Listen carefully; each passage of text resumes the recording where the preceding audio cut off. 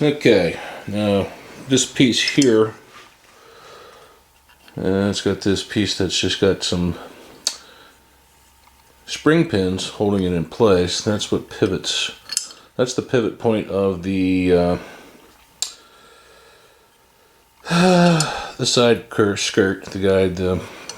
I hate when I can't think of terms, but this piece here is flipped in and out for a stop for 45 and 90, and there's adjustment screws on the fence board. That's what I was looking for. The only problem is, and I'll try and get this in here, you can see there's a crack right here. So this is not going to clamp down very well, because basically there's a tensioning knob that goes through there to clamp on the rod that's at the end of the infeed table. And it goes through there, so it slides across that. And then the fence is adjustable from there. It actually sits this way vertically. So at the end of the machine, there's a rod that goes across, and this slides back and forth. That's your adjustment. It can pivot up and down a little bit. The stop then is used. So what I'm going to do, I think there's just enough meat in here to where I'm going to bore a hole straight down through here, in between this area of where the shaft goes in and where the housing ends. Bore it, hole in this end and hole in that end, and then I got a grade 8 bolt that I'm going to put through there, and then tension that down to clamp this casting back together. It's a real thin casting. It's right at the casting line where it broke. Little fracture in here, then out. So I'm going to set the drill press, see if we can get that drilled.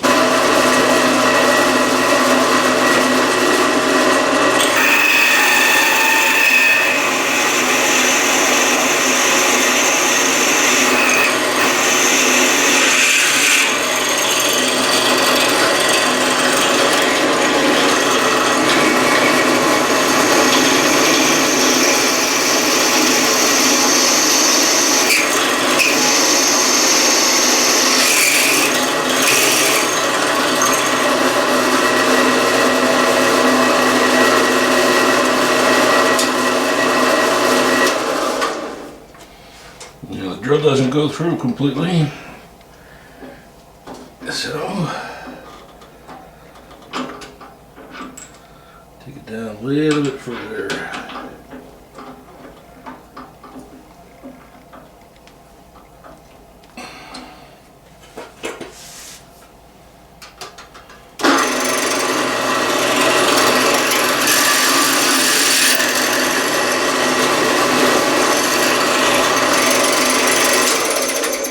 Okay, we're through. We'll have to see how this works.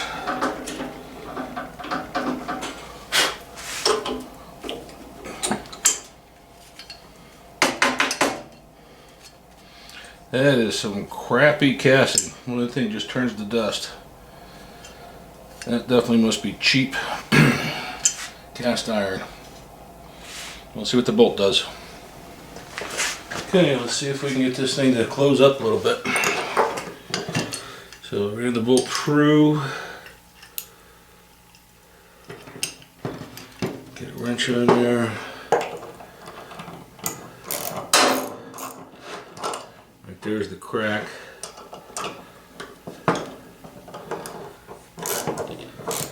And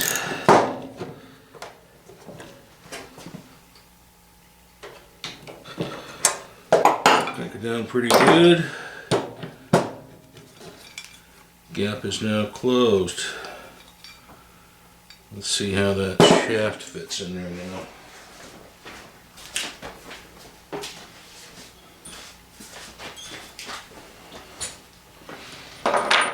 So this is the shaft. I know it's fairly snug on this side. Not too bad. I actually snug it up real good. Probably too much.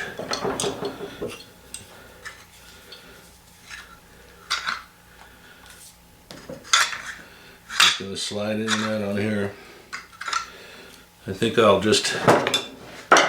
I'll leave it that snug, but I'll work on with a little bit of sandpaper on both the shaft and the bar, but yep, that fixed that problem.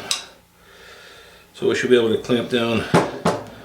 There's a knob that goes in here to clamp on this flat to lock this after you slide it back and forth. So, okay, finish cleaning this stuff up and on to the next thing. Okay, got the motor all cleaned up, and it wasn't frozen or anything, but it was a little dragging. So used WD-40, had to take the end face off and take off the starter switch, which controls the phase windings so that this can start along with the capacitor at the top. But got in there with some WD-40 there and on the front bushing area, and now it takes quite a while for it to wind down, so pretty confident now that we got it where it needs to be. Now I gotta get this reset on the flat, and see if I can eyeball where that screw was at originally. Pretty close to right in there. Let's get this tightened down just a little bit. See where we're at.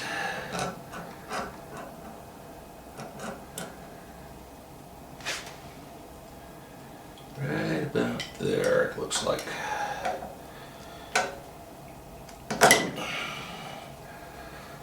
Okay.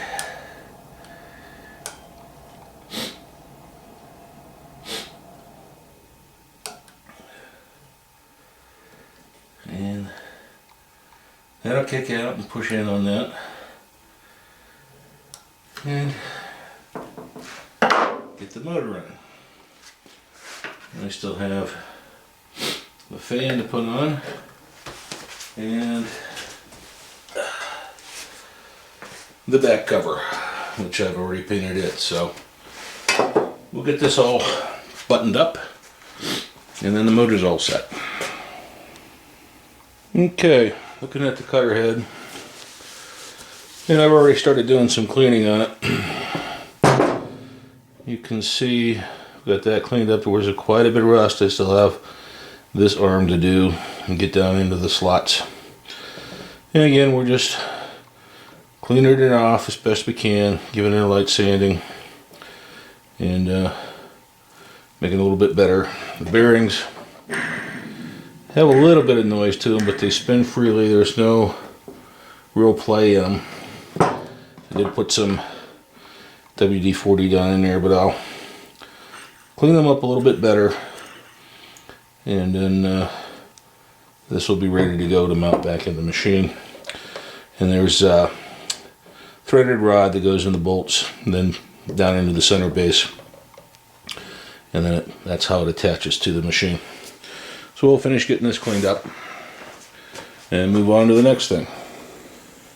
Okay, we're going to pre-mount the cutter head. Showing you the front of the machine base. Pulley goes towards the back. Double-ended threaded studs go into these bearing housings. Slide down into these two holes. And then the bearings sit down in these grooves here on each side. And then there's a lock washer underneath the other end of the stud, and then a bolt, or nut, excuse me, a nut. Now I'm just going to assemble this lightly. I'm not really going to secure it yet. Guess I'll have to do a little bit of alignment after we get everything put together. So let's get this one started.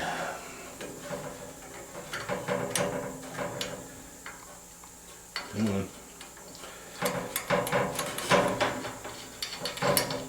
Okay.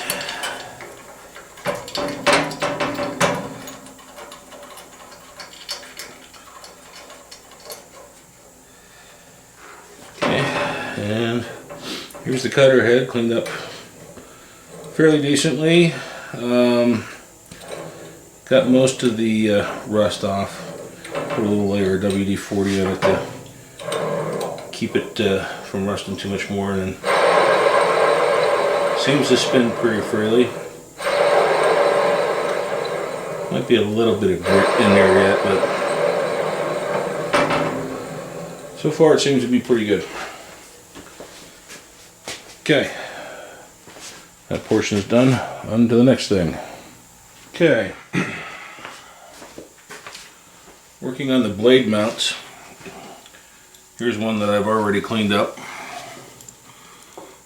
and the screws, the tightening screws, used a wire brush on a drill, lightly sanded the outsides, put a little bit of WD-40 on it. Here's one as it came out of the machine. This face, of course, is the one that is counter to this concave surface. This is where the blade cutting edge sits above.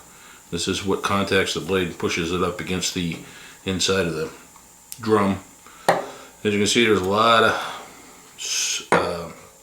sap and so forth from resin from the woods that were used on here. Now here I just have a Scotch-Brite pad that I'm just kind of using to clean out the inside of that concaved area. And then I also have a still wire brush here.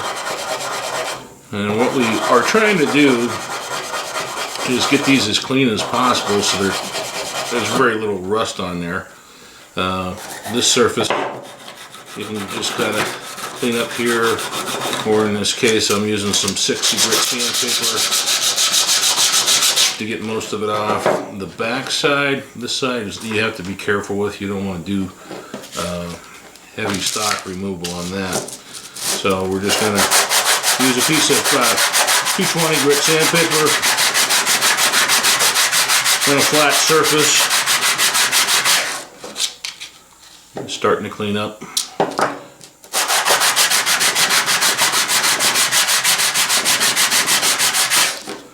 So I'll continue to do that, and then I'll finish this backside at least with some 600 grit wet and dry sandpaper to smooth it out, make sure there's no burrs on it. You can see there's some rust divots and stuff in here that I gotta get cleaned up. So going from this is halfway to finished. Again, that's the back side. Still got some divots from rust and so forth in there, but it's flat and it's smooth, and it should go up against the blades good. And of course, here's the blades. Got some rust on them. We'll get these cleaned up. Doesn't look like whoever sharpened it did a very good job. And there's like a divot right in here, or something ran into it. So these are going to need to be retrued completely and then polished. So that'll probably be one of the last things I do, and I'll hopefully have time and show how I'm going to sharpen them. And then we'll get them mounted in after we get the machine together and test them out. Okay, get this finished up and then on to the next thing.